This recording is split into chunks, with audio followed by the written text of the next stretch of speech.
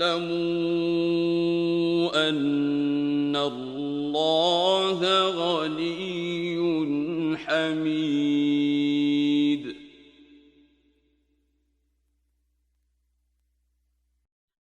ای کسانی که ایمان آورده اید، از قسمت‌های پاکیزه اموالی که از طریق تجارت به دست آورده اید و از آنچه از زمین برای شما خارج ساخته ایم، از منابع و معادن و درختان و گیاهان انفاق کنید و برای انفاق به سراغ قسمت‌های ناپاک نروید، در حالی که خود شما به هنگام پذیرش اموال حاضر نیستید آنها را بپذیرید مگر از روی اغماض و کراهت،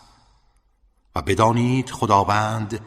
بی نیاز و شایسته ستایش است.